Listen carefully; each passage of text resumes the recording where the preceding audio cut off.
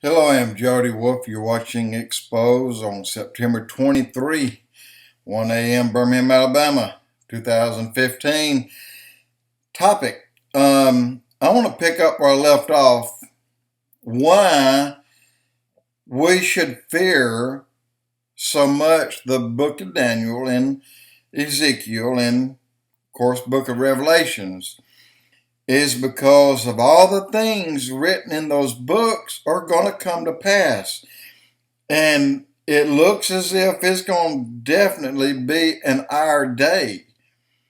It's going to take a mere 7 years for the horrors of the book of Enoch to come back to us. And they were truly horrors in that day. He talked about them, and he also wrote a book, or maybe John did, on it wasn't called the Revelation, it was called the Apocalypse. And if you find the Apocalypse and read it, it'll scare you because they didn't leave anything out. Revelations, they buttered it up and they put coating all over it. But if you read the real book of Apocalypse, wow, then you will understand the word fear and terror. I urge you, you can call it up on the computer and read it, and you have no idea. Well, I read it years ago, and I've read it more than once. So, to explain why things are going to be so fearful, so terrible in the days in the end times, where the Bible said it's as in the days of Noah were, but then it goes a step further and says, but worse. So it says it's like the days of Noah, but it's worse. I don't know how many people was here on earth back in that time. I would assume there was a few. I don't believe there were 6 billion. I believe there could have easily been 1 or 2 billion. But I may be wrong. I don't know. But keep in mind that back then, how many people were eaten alive? How many people were experimented with, even back then, even 6,000 years ago? How many people, not 6,000, this would be 4,800 years ago. How many people would have been experimented on back in that day? Yeah, and I mean with a needle, and I mean with a scalpel, I mean planting eggs. They did that. The fallen sons of God had that knowledge. They had those things. They had the needles. They had the means to do everything that we do today, except they had more than what we have today. They were super advanced than we are today. And it's just like we were kicked all the way back to the 1800s. Well, that was on purpose. Had we landed in the 2000s, where would we be today? 200 years later, we wouldn't be alive. We'd already killed each other. So think about that. Think about, as in the days of Noah were, so shall it be in the days of the coming of the Son of Man. But worse. But worse. And so again, to finish up telling you what I was, and I left off saying, heck, there were even mermaids. Well, there were. And there were real mermaids. No, I'm not saying they looked like what we would imagine a mermaid. I'm not saying that at all. They probably looked pretty bad. But some of the things that they created probably were pretty attractive. I would imagine that they if they were that far advanced, they were probably pretty good at what they were doing. But they did it, and it defied God, every bit of it, all of it.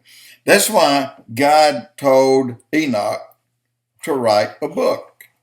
Then he said, a book for each year that you're there.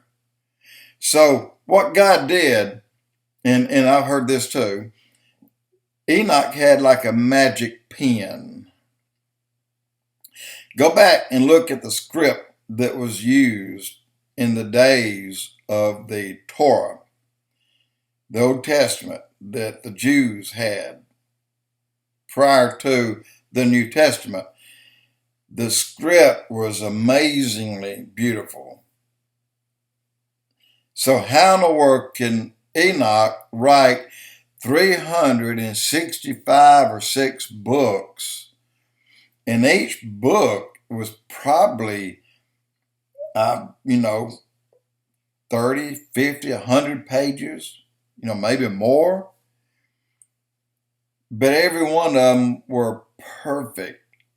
So he had a pen of some type that when God gave him the material, that pen, I don't know if someone would recite to him what to write, or if God just downloaded it all into Enoch, and then Enoch just kind of wrote it with a pen in his mind.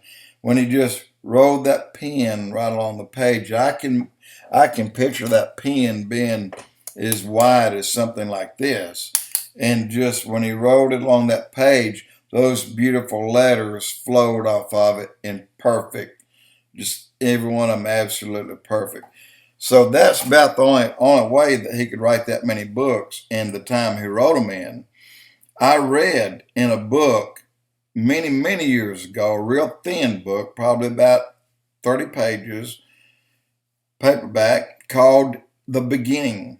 I heard it started out like God created the first, and it stopped there and said, you are the first. You are the recorder.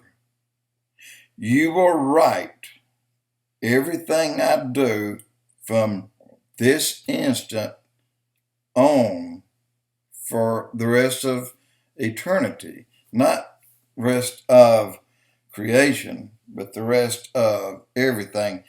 So that's why all of our names are written in one book or the other. The recorder writes everything.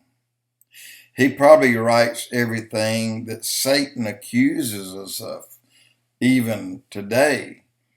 But Satan's just about to be kicked out of heaven, so the accuser will no longer be before God. God will finally just kick him down here. And when he comes here, he brings hell with him. And this is in part why we will feel the horrors and the terror, the fear that's coming. The Bible does say that man's heart will fail them for the fear, and man's heart will fail them for the horrors, and man's heart will fail them because of the terror. Can you imagine that? Well, that's going to happen. And things hadn't started yet. But the way people are talking today and all that I see here, all the headlines that are just blackening the entire computer pages when you go do a Pope search in YouTube, wow. The Pope is apparently the start of the horrors that's going to come before man. That's what it sounds like to me. And I would urge everyone, don't forget John 3:16, and you can't escape those things, all of them. Also, I'm going to do another blog. I'm going to do one about CERN. I did not do the part 2 But I do have a part 2 of CERN, and this one too will be as shocking as the last one, Jody Wolf Expoz.